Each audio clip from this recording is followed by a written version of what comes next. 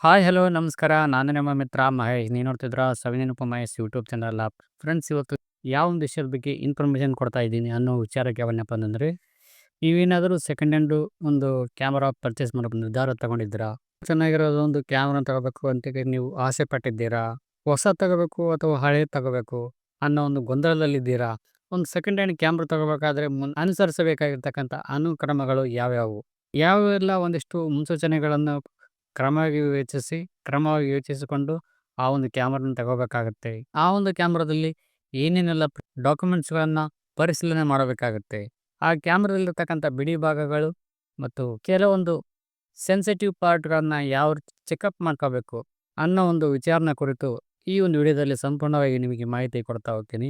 ಅದಕ್ಕೂ ಮುನ್ನ ಯಾರೆಲ್ಲ ಚಾನಲ್‌ನ ಸಬ್ಸ್ಕ್ರೈಬ್ ಮಾಡದೆ ವಿಡಿಯೋ ನೋಡ್ತಿದ್ದಾರೋ ಅವರೆಲ್ಲರೂ ಚಾನಲ್‌ನ ಸಬ್ಸ್ಕ್ರೈಬ್ ಮಾಡ್ಕೊಳ್ಳಿ. ಪಕ್ಕದಲ್ಲಿರುವ ಬೆಲ್ ಬಟನ್‌ನ ಕ್ಲಿಕ್ ಮಾಡ್ಕೊಂಬಿಟ್ರೆ ನಾನು ಮಾಡ್ತಕ್ಕಂಥ ಪ್ರತಿಯೊಂದು ವಿಡಿಯೋಗಳು ನಿಮ್ಮ ಮೊಬೈಲ್‌ಗೆ, ನಿಮ್ಮ ಕಂಪ್ಯೂಟರ್‌ಗೆ ನೇರವಾಗಿ ನೋಟಿಫಿಕೇಶನ್ ಬರುತ್ತೆ. ಈ ಮೂಲಕ ಹಲವಾರು ರೀತಿಯ ಎಲ್ಲರ ಬಗೆಯ ಪ್ರತಿಯೊಂದು ಮಾಹಿತಿಯನ್ನು ಪ್ರತಿದಿನ ನೀವು ಪಡ್ಕೋಬೋದು ಅಂತ ಹೇಳ್ತಾ, ಇನ್ನೇ ತಡ ಬನ್ನಿ ಫ್ರೆಂಡ್ಸ್, ವಿಡಿಯೋ ಸ್ಟಾರ್ಟ್ ಮಾಡೋಣ.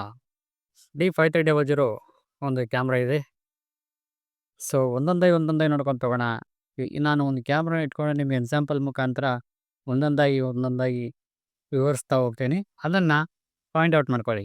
ಮೊದಲನೇದಾಗಿ ಬರ್ತಕ್ಕಂಥದ್ದು ಚೆಕಪ್ ಏನೇನು ಬಟನ್ನು ಅನ್ನೋದಾದರೆ, ಇದು ಆಫ್ ಆಗುತ್ತೋ ಅಥವಾ ಆನ್ ಆಗುತ್ತೋ, ಇದು ಈ ಕಡೆ ಸರಿಸಿದ್ರೆ ಈ ಕಡೆ ಬಂದ್ಬಿಡಬೇಕು, ಈ ಕಡೆ ಸರಿಸಿದ್ರೆ ಈ ಕಡೆ ಬಂದ್ಬಿಡಬೇಕು. ಸ್ವಲ್ಪ ಏನಾದರೂ ಸ್ಟ್ರಕ್ ಆಗ್ತಾ ಇದೆ ಅನ್ನೋದಾದರೆ ಈ ಒಂದು ಕ್ಯಾಮ್ರಾದ ಕಂಡೀಷನ್ ಬಗ್ಗೆ ಸ್ವಲ್ಪ ಯೋಚನೆ ಮಾಡಬೇಕಾಗುತ್ತೆ. ಸೊ ನೆಕ್ಸ್ಟ್ ಎರಡನೇ ಹಂತದಲ್ಲಿ ಬರ್ತಕ್ಕಂಥದ್ದು, ನೀವು ಹೆಂಗೆ ತಿರುಗಿಸ್ತೀರಿ ಹಂಗೆಲ್ಲ ಇವು ಪಾರ್ಟ್ಸು ಎಲ್ಲ ಚೇಂಜ್ ಆಗ್ತಾ ಇರಬೇಕು. ಓಕೆ, ಟಕ್ ಟಕ್ ಟಕ್ ಟಕ್ ಅನ್ನಂಗೆ. ಮೂರನೇ ಪಾಯಿಂಟು, ಇದು ವಿಡಿಯೋ ಕವರೇಜಿಗೆ ಈ ಒಂದು ಬಟನ್ನು ವರ್ಕ್ ಆಗ್ತೋ ಇಲ್ಲೋ ಅನ್ನೋದನ್ನು ಈ ಒಂದು ಚೆಕ್ ಮಾಡ್ಕೋಬೇಕಾಗುತ್ತೆ. ಒಂದೊಂದು ಕ್ಯಾಮ್ರಾದಲ್ಲಿ ಬೇರೆ ಬೇರೆ ರೀತಿಯಲ್ಲಿ ಇರ್ತವೆ ಈ ರೀತಿ ಬಟನ್ಸ್ಗಳು. ಸ್ವಲ್ಪ ನೋಡಿಕೊಂಡು ವಿಚಾರ ಮಾಡ್ಕೊಳ್ಳಿ. ಇವಾಗ ನೆಕ್ಸ್ಟು ಈ ಒಂದು ಏನಿದೆ, ಇದು ಮೈಕ್ ಹಾಕೋಕ್ಕೆ ಆಮೇಲೆ ಫ್ಲಾಸ್ ಹಾಕೋಕ್ಕೆ ವೆರಿ ಇಂಪಾರ್ಟೆಂಟ್ ಆಗಿರ್ತಕ್ಕಂಥ ಒಂದು ಮ್ಯಾಟ್ರ್ ಆಗಿರ್ತೈತಿ.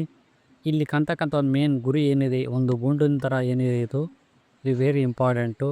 ಗ್ಲಾಸಿಗೆ ಹಾಗೆ ಮೈಕಿಗೆ ಈ ರೀತಿಯಾಗಿರ್ತಕ್ಕಂಥ ಮೈಕು ಇಲ್ಲಿ ಈ ರೀತಿ ಅಟ್ಯಾಚ್ಮೆಂಟ್ ಮಾಡೋದ್ರಿಂದ, ಸೊ ಈ ರೀತಿ ಓಕೆ ಫಿಕ್ಸ್ ಮಾಡಿದರೆ ಥರ ಬಟನ್ ತಿರುಗಿಸಿನಪ್ಪ ಅಂತಂದರೆ ಅದು ಫಿಟ್ ಆಗಿಬಿಡಬೇಕು.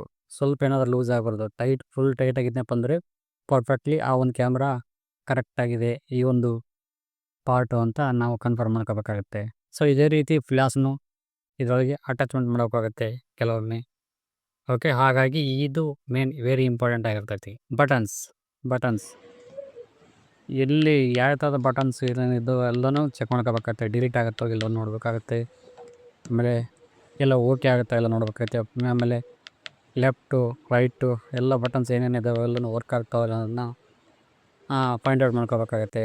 ನೀವೇನಾದರೂ ಯೂಟ್ಯೂಬರ್ ಆಗಿದ್ನಪ್ಪ ಅಂತಂದರೆ ಈ ರೀತಿಯಾಗಿರ್ತಕ್ಕಂಥ ಒಂದು ಕ್ಯಾಮ್ರಾ ತಗೊಳ್ಳೋದು ಉತ್ತಮ ಆಗಿರ್ತದೆ.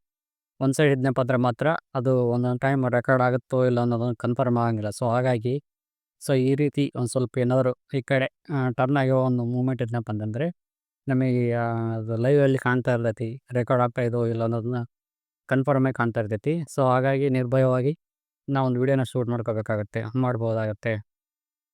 ಸೊ ಒಂದು ಸೈಡ್ ಇದ್ನಪ್ಪ ಅಂತಂದರೆ ಸ್ವಲ್ಪ ಕಷ್ಟ ಆಗುತ್ತೆ. ಇದನ್ನ ಸ್ವಲ್ಪ ನೀವು ಮನದಟ್ಟು ಮಾಡ್ಕೊಳ್ಬೇಕು. ಸೊ ನಂತರ ಮೂರನೇದಾಗಿ ಸ್ಕ್ರೀನ್ ಟಚ್. ನೀವು ಎಲ್ಲೆಲ್ಲಿ ಮುಟ್ತೀರೋ ಅಲ್ಲೆಲ್ಲೇ ಟಚ್ ಆಗಬೇಕು. ನೀವು ಹೆಂಗೆ ಕೆಲಸ ಮಾಡ್ತೀರೋ ಹಂಗಂಗೆ ಅದು ವರ್ಕ್ ಆಗಬೇಕು. ಇದ್ದರೆ ಮಾತ್ರ ಆ ಒಂದು ಕ್ಯಾಮ್ರಾದ ಬಗ್ಗೆ ತಲೆ ಕೆಡಿಸ್ಕೊಳ್ಳಿ. ಇಲ್ಲದ್ನಪ್ಪ ಅಂದರೆ ಆ ಕ್ಯಾಮ್ರಾದ ಕಡೆ ತಲೆನ ಕೆಡಿಸ್ಕೊಳಕ್ಕೆ ಹೋಗಬೇಡಿ. ಡಿಸ್ಪ್ಲೇ ಏನಾದ್ರು ಪ್ರಾಬ್ಲಮ್ ಇತ್ತಪ್ಪ ಅಂತಂದರೆ, ಟಿ ವಿ ಏನಾದರೂ ಹಿಂದೆ ಮುಂದೆ ಮಾಡೋದು ಅಲ್ಲಿ ಎಗರೋದು ಮಾಡ್ತಿರ್ತೈತಿ ಕೆಲವೊಮ್ಮೆ ಪ್ರಾಬ್ಲಮ್ ಇದ್ದಾಗ. ಸೊ ಆ ರೀತಿ ಏನಾದರೂ ಸ್ಕ್ರೀನಲ್ಲಿ ಏನಾದರೂ ಪ್ರಾಬ್ಲಮ್ ಇತ್ತಪ್ಪ ಅಂತಂದರೆ ದಯವಿಟ್ಟು ತಗೊಳಕ್ಕೆ ಹೋಗಬೇಡಿ. ಈ ಒಂದು ಹೋಲ್ ಏನಿದೆ ಇದು ತುಂಬಾ ಇಂಪಾರ್ಟೆಂಟ್ ಆಗಿರ್ತೈತಿ. ಯಾಕಂದಪ್ಪ ಅಂದರೆ ಕೆಲವೊಮ್ಮೆ ಸ್ಟ್ಯಾಂಡ್ ತಗೊಂಡು ಶೂಟ್ ಮಾಡಬೇಕಾಗತ್ತೆ. ಕೆಲವೊಮ್ಮೆ ಸ್ಟ್ಯಾಂಡ್ಗಳಿಗೆ ಇದನ್ನ ಅನ್ವಯಿಸಿ ಕೆಲವೊಮ್ಮೆ ಫೋಟೋ ತೆಗಿಬೇಕಾಗತ್ತೆ. ಎಲ್ಲ ಒಂದು ಸಮಯದಲ್ಲೂ ಹ್ಯಾಂಡ್ಗಳೇ ಅವಲಂಬನೆ ಆಗಿರೋದಿಲ್ಲ. ಕೆಲವೊಂದು ಸಮಯದಲ್ಲಿ ಸ್ಟ್ಯಾಂಡ್ಗಳು ಬೇಕೇ ಬೇಕಾಗುತ್ತೆ. ಸೊ ಹಾಗಾಗಿ ಈ ಒಂದು ಹೋಲ್ ಏನಿದೆ ಇದು ತುಂಬ ಆ ಒಂದು ಸ್ಟ್ಯಾಂಡ್ಗೆ ಫಿಕ್ಸ್ ಆಗಬೇಕು. ಹಿಂಗೆ ತಿರುಗಿಸಿದ್ನಪ್ಪ ಅಂತಂದರೆ ಅದರೊಳಗೆ ಫಿಕ್ಸ್ ಆಗಬೇಕು. ಹೋಲು ತಿರುಗ್ತಾ ಅದರೊಳಗೆ ಫಿಕ್ಸ್ ಆಗಬೇಕು. ಸ್ವಲ್ಪ ಏನಾದರೂ ಕ್ರಾಸ್ ಆಗೋದು, ಸ್ವಲ್ಪ ಏನಾದರೂ ಅದರೊಳಗೆ ಹೋಲು ಆ ಸ್ಟ್ಯಾಂಡ್ ಒಳಗೆ ಫಿಟ್ ಆಗದೆ ಇದ್ನಪ್ಪ ಅಂತಂದರೆ ಕ್ಯಾಮ್ರಾ ಸ್ವಲ್ಪ ಏನಾದ್ರು ಪ್ರಾಬ್ಲಮ್ ಇದೆ ಅಂತ ಅರ್ಥ ಮಾಡ್ಕೊಳ್ಳಿ. ಈ ಒಂದು ಹೋಲು ನೆಕ್ಸ್ಟ್ ಬರ್ತಕ್ಕಂಥದ್ದೇ ಬ್ಯಾಟ್ರಿ ಪಿಕಪ್. ಕೆಲವೊಮ್ಮೆ ಏನಾಗುತ್ತೆ ಅಂತಂದರೆ ಬ್ಯಾಟ್ರಿ ಒಳಗಡೆ ಫಿಕ್ಸ್ ಆದ ನಂತರ ಫಿಕ್ಸ್ ಆಗಂಗಿಲ್ಲ, ಅಂದರೆ ಟೈಟ್ ಆಗಂಗಿಲ್ಲ, ಅಂದರೆ ಅದಕ್ಕೆ ಫಿಟ್ ಆಗಂಗಿಲ್ಲ. ಕೆಲವೊಮ್ಮೆ ಲೂಸ್ ಆಗಿಬಿಡ್ತೈತಿ. ಹಾಗೆ ಮಾಡೋಕತ್ತೆ ಕೆಲವೊಮ್ಮೆ ಪ್ಯಾಚ್ ಹಚ್ಚೋದು ಈ ರೀತಿ ಮಾಡ್ತೀವಿ. ಕರೆಕ್ಟಾಗಿ ಗ್ರಿಪ್ಪು ಕೈ ಸಿಗಂಗಿಲ್ಲ ಫೋಟೋ ತೆಗಿಬೇಕನ್ಯಪ್ಪ ಅಂದರೆ ಸಟಪಟ ಅಲ್ಲಾಡೋದು ಮಾಡಕತ್ತಿರ್ತೈತಿ ಕ್ಯಾಮ್ರಾ. ಸೊ ಹಾಗಾಗಿ ಫೋಟೋಸ್ಗಳು ಅಷ್ಟಾಗಿ ನೀಟಾಗಿ ಬರೋದಿಲ್ಲ. ನಾವು ಗಮನ ಏನಿರ್ತೈತಿ ಬ್ಯಾಟ್ರಿ ಬಿದ್ದುಬಿಡ್ತೈತೆ ಏನೋ ಒಂದು ಉದ್ದೇಶ, ಕಾನ್ಸಂಟ್ರೇಷನ್ ಜಾಸ್ತಿ, ಮೈಂಡ್ ನಮ್ಮ ಸೆಟ್ ಏನಾಗಿರ್ತೈತಿ ಬ್ಯಾಟ್ರಿ ಕಡೆ ಜಾಸ್ತಿ ನೋಟ್ ಆಗಿಬಿಡ್ತೈತಿ. ಸೊ ಹಾಗಾಗಿ ಎದುರಿಗಿರ್ತಕ್ಕಂಥ ಫಂಕ್ಷನ್ ಇಲ್ಲಿರ್ತಕ್ಕಂಥ ಒಂದು ಸಬ್ಜೆಕ್ಟ್ ಏನಿದೆ ಅದು ಮನವರಿಕೆ ಅಷ್ಟಾಗಿ ಬರೋದಿಲ್ಲ. ಇಂಪಾರ್ಟೆಂಟ್ ಆಗಿರ್ತೈತಿ ಈ ಒಂದು ಮ್ಯಾಟ್ರು. ಬ್ಯಾಟ್ರಿ ಹಾಕಿದ ತಕ್ಷಣ ಈ ಒಂದು ಬಟನ್ ಇದೆಯಲ್ಲ, ಈ ಕಡೆ ಎಳ್ಕೊಂಡ ತಕ್ಷಣ ಇದು ಫಿಟ್ ಆಗಿಬಿಡ್ಬೇಕು. ಬ್ಯಾಟ್ರಿ ಒಳಗಡೆ ಹೋಗೋದು ಬರೋದು ಸಲೀಸಾಗಿ ಹೋಗೋದು ಬರೋದು ಮಾಡಬೇಕು. ಕೆಲವೊಂದು ಬ್ಯಾಟ್ರಿಗಳು ಉಬ್ಬಿ ಟೈಟ್ ಆಗಿಬಿಡ್ತವೆ, ಅದರೊಳಗೆ ಬರೋಕ್ಕಿಲ್ಲ. ಸೊ ಹಾಗಾಗಿ ಅದನ್ನು ಸ್ವಲ್ಪ ಚೆಕ್ ಮಾಡ್ಕೊಳ್ಳಿ. ಲೆನ್ಸ್ ಬಗ್ಗೆ ಸ್ವಲ್ಪ ನೋಡೋಣ. ನೋಡಿ, ಈ ರೀತಿ ಇರ್ತಕ್ಕಂಥ ಒಂದು ಬಟನ್ ಇದೆ ಇಲ್ಲಿ ಈ ಬಟನ್ ಹಿಡ್ಕೊಂಡು ಕಳಿಸಿ ತಿರ್ಸ್ಕೋಬೇಕು. ಈ ಕಡೆ ತಿರ್ಸಿನಪ್ಪ ಅಂದ್ರೆ ಈ ರೀತಿ ಬರ್ತೈತಿ. ಕೆಲವೊಮ್ಮೆ ಏನಾಗುತ್ತೆ, ಈ ರೀತಿ ಸೆನ್ಸರಲ್ಲಿ ಏನಾದ್ರು ಡಸ್ಟು ಧೂಳು ಏನಾದ್ರು ಇತ್ತಪ್ಪ ಅಂತಂದರೆ ಅದನ್ನ ತಗೊಳಕ್ಕೆ ಹೋಗ್ಬೇಡಿ, ದಯವಿಟ್ಟು ತಗೊಳಕ್ಕೆ ಹೋಗ್ಬೇಡಿ, ಮುಂದೆ ಪ್ರಾಬ್ಲಮ್ ಆಗುತ್ತೆ. ಸೊ ಹಾಗಾಗಿ ಜಾಸ್ತಿ ಮನವರಿಕೆಯಿಂದ ಈ ರೀತಿ ನೋಡಿ. ಬೇರೆ ಲೆನ್ಸ್ ಹಾಕಿದಾಗ ಅದು ಫಿಟ್ ಆಗುತ್ತೋ ಇಲ್ಲ ಅನ್ನೋದನ್ನು ಕನ್ಫರ್ಮ್ ಮಾಡ್ಕೊಳ್ಳಿ. ನಾನು ಈ ಲೆನ್ಸ್ ಹಾಕಿದ್ದೀನಿ, ಇದನ್ನ ಬಿಟ್ಟು ಬೇರೆ ಲೆನ್ಸ್ ಹಾಕ್ತೀನಿ, ನೋಡಿ ಯಾವ ರೀತಿ ಕನೆಕ್ಟ್ ಆಗುತ್ತೆ ಅನ್ನೋದನ್ನ. ಬೇರೆ ಲೆನ್ಸ್ ಇದೆ ಇದನ್ನ ಹಾಕ್ತೀನಿ. ಇವಾಗ ಇದನ್ನ ಪ್ರೆಸ್ ಮಾಡ್ಕೊಂಡು ಕಳಿಸಿ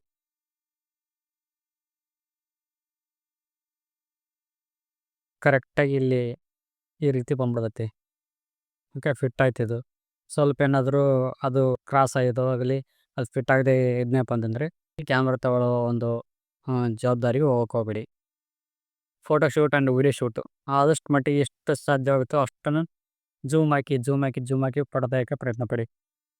ಓಕೆ, ಈ ರೀತಿ. ಓಕೆ, ಎಷ್ಟು ಸಾಧ್ಯ ಆಗುತ್ತೋ ಜೂಮ್ ಹಾಕಿ ಅಂತ ತಗೊಳ್ಳಿ. ಆಮೇಲೆ ಲಾಂಗ್ ಟೈಮ್ ಅಂತ ತಗೊಳ್ಳಿ, ಹಿಂಗೆ ತಗೊಳ್ಳಿ. ಓಕೆ, ಈ ರೀತಿ ಎಷ್ಟು ಸಾಧ್ಯ ಆಗುತ್ತೋ ಜಾಸ್ತಿ ಫೋಟೋ ಪ್ರೆಸ್ ಮಾಡೋಕ್ಕೆ ಪ್ರಯತ್ನ ಪಡಿ. ಆಮೇಲೆ ಈ ಬಟನ್ ಏನಿದೆ ಹಿಂಗೆ ಕ್ಲಿಕ್ ಮಾಡ್ಕೊಂಡ ತಕ್ಷಣ ಅದು ಪ್ರೆಸ್ ಆಗಿಬಿಡಬೇಕು. ಸ್ವಲ್ಪ ಏನಾದ್ರು ಟೈಟ್ ಆಯ್ತಪ್ಪ ಅಂತಂದರೆ ಹೆವಿ ಪ್ರಾಬ್ಲಮ್ ಆಗುತ್ತೆ. ಈ ಬಟನ್ ವೆರಿ ಇಂಪಾರ್ಟೆಂಟ್ ಆಗಿರ್ತಕ್ಕಂಥದ್ದು. ಪ್ರೆಸ್ ಸುಮ್ಮನೆ ಜಸ್ಟ್ ಸಿಂಪಲ್ ಪ್ರೆಸ್ ಮಾಡಿದ್ರೆ ಸಾಕು, ಅದು ಕ್ಲಿಕ್ ಆಗಿಬಿಡ್ಬೇಕು ಕ್ಯಾಮ್ರಾ. ನೋಡಿ, ಈ ರೀತಿ.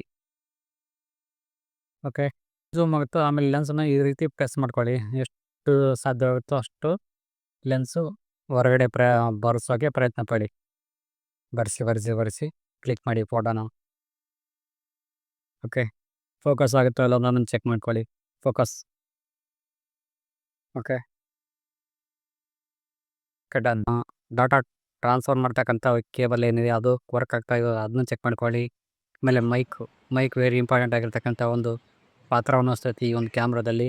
ಸೊ ಮೈಕು ಅವ್ರ ಕಡೆ ಇದನ್ನಪ್ಪ ಅಂತಂದರೆ ನೋಡಿ, ಇಲ್ಲಪ್ಪ ಅಂತಂದರೆ ನಿಮ್ಮ ಕಡೆ ಯಾವುದಾದ್ರು ಒಂದು ಮೈಕ್ನ ಪರ್ಚೇಸ್ ಮಾಡಿಕೊಂಡು ಟೆಸ್ಟ್ ಮಾಡಿ ನೋಡಿ. ಸಪೋಸು ಒಂದು ಮೈಕ್ ವರ್ಕ್ ಆಗಿಲ್ಲ ಅಂತಪ್ಪ ಅಂತಂದರೆ ಏನಾದರೂ ವೀಡಿಯೋ ಶೂಟ್ ಮಾಡಬೇಕಾದ್ರೆ ಪ್ರಾಬ್ಲಮ್ ಆಗುತ್ತೆ.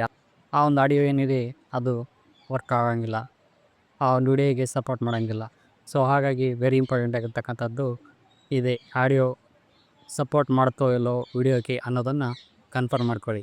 ಹಾಗೆಯೇ ವಿಡಿಯೋನು ಸಹಿತ ಅದೇ ರೀತಿ ಚೆಕ್ ಮಾಡ್ಕೊಳ್ಳಿ. ವಿಡಿಯೋ ಕ್ವಾಲಿಟಿ ಹೇಗೆ ಬರುತ್ತೋ, 4K ಬರುತ್ತೋ ಅಥವಾ 2K ಬರುತ್ತೋ, ಸೊ ಯಾವ ರೀತಿ ಈ ಒಂದು ವಿಡಿಯೋ ಕ್ವಾಲಿಟಿ ಈ ಒಂದು ಕ್ಯಾಮ್ರಾದಲ್ಲಿ ಲಭ್ಯ ಇದೆ ಅನ್ನೋದನ್ನು ಕನ್ಫರ್ಮ್ ಮಾಡ್ಕೊಳ್ಳಿ. ಆ ಒಂದು ವಿಡಿಯೋದ ಕ್ವಾಲಿಟಿನ ಮೊಬೈಲ್ ಹಾಕೊಂಡು ನೋಡಿ ಅಥವಾ ಕಂಪ್ಯೂಟರ್ ಹಾಕಿ ನೋಡಿ ಒಂದ್ಸತಿ ಯಾವ ರೀತಿ ಒಂದು ಕ್ವಾಲಿಟಿ ಇಂಪ್ರೂವ್ಮೆಂಟ್ ಇದೆ ಆ ಒಂದು ಕ್ಯಾಮ್ರಾದಲ್ಲಿ ಅನ್ನೋದನ್ನು ಕನ್ಫರ್ಮ್ ಮಾಡಿಕೊಂಡು ಕ್ಯಾಮ್ರಾ ಪರ್ಚೇಸ್ ಮಾಡ್ಕೊಳ್ಳಿ. ನಂತರ ಬರ್ತಕ್ಕಂಥದ್ದೇ ಶಟರ್ ಕೌಂಟರ್ ಅಂತೇಳಿ. ಈ ಒಂದು ಕ್ಯಾಮ್ರಾ ಎಷ್ಟು ದಿನ ತಾಳಿಕೆ ಬಂದಿದೆ, ಮುಂದೆ ಎಷ್ಟು ದಿನ ತಾಳಿಕೆ ಬರ್ಬೋದು ಅನ್ನೋ ಒಂದು ಸರ್ಟಿಫಿಕೇಟ್ ಕೊಡತಕ್ಕಂಥದ್ದೇ ಈ ಒಂದು ಶಟರ್ ಕೌಂಟರು ಒಂದು ಟೆಸ್ಟ್ ಅಂತ ಹೇಳ್ತಾರೆ. ಒಂದು ಶಟರ್ ಕೌಂಟ್ ಟೆಸ್ಟನ್ನು ಯಾವ ರೀತಿ ಮಾಡ್ಕೋಬೇಕು ಅನ್ನೋದಾದರೆ ನಾನು ಎಂಡ್ ಸ್ಕ್ರೀನಲ್ಲಿ ಒಂದು ವಿಡಿಯೋ ಹಾಕಿರ್ತೀನಿ. ಆ ಒಂದು ವಿಡಿಯೋದ ಪ್ರಕಾರ ನೋಡ್ಕೊಂತ ಹೋಗಿ. ಕ್ಯಾಮ್ರಾದ ಒಂದು ವರ್ಕ್ ಏನಿತ್ತು 1,00,000 ಒಳಗಡೆ ಇತ್ತಪ್ಪ ಅಂತಂದರೆ ತಗೋಬೋದು, ಅಡ್ಡಿಲ್ಲ. 1ಕ್ಕಿಂತ ಜಾಸ್ತಿ ಒಂದು ಫೋಟೋಸ್ಗಳು ಒಂದು ಕೆಲಸ ಮಾಡಿತ್ತು ಅನ್ನೋದಾದರೆ ಒಂದು ಕ್ಯಾಮ್ರಾ ಸೊ ತಗೊಳ್ಳೋದು ಅಷ್ಟಾಗಿ ಸರಿ ಇರೋಲ್ಲ ಅಂತ ನನ್ನ ಒಂದು ಅನಿಸಿಕೆ ಆಗಿರ್ತೈತಿ. ಸೊ ಇದಾದ ನಂತರ ಮೇನು ಇಂಪಾರ್ಟೆಂಟ್ ಆಗಿರ್ತಕ್ಕಂಥ ಒಂದು ಮ್ಯಾಟ್ ಇನ್ನೊಂದು ಯಾವುದು ಅಂತಂದರೆ ಮೆಮರಿ ಕಾರ್ಡ್ ಇಲ್ಲಿರ್ತೈತಿ. ಸೊ ಈ ರೀತಿ ತೆಗಿಬೋದು. ಕೆಲವೊಂದು ಕ್ಯಾಮ್ರಾದಲ್ಲಿ ಎರಡು ಕೊಟ್ಟಿರ್ತಾನೆ. ಈ ರೀತಿ ಒಂದು ದೊಡ್ಡ ಕ್ಯಾಮ್ರಕ್ಕೆ ಒಂದು ಮೆಮರಿ ಕಾರ್ಡು ಅಥವಾ ಇನ್ನೊಂದು ಚಿಕ್ಕ ಮೆಮರಿ ಕಾರ್ಡು ಅಥವಾ ಎರಡೆರಡು ಕೊಟ್ಟಿರ್ತಾನೆ. ಅವೆರಡನ್ನೂ ಚೆಕ್ ಮಾಡ್ಕೊಳ್ಳಿ. ಕೆಲವೊಮ್ಮೆ ಈ ರೀತಿ ಪ್ರೆಸ್ ಮಾಡಿ ಅದು ಒಳಗಡೆ ಹೋಗಿ ಬರಬೇಕು ಈ ರೀತಿ.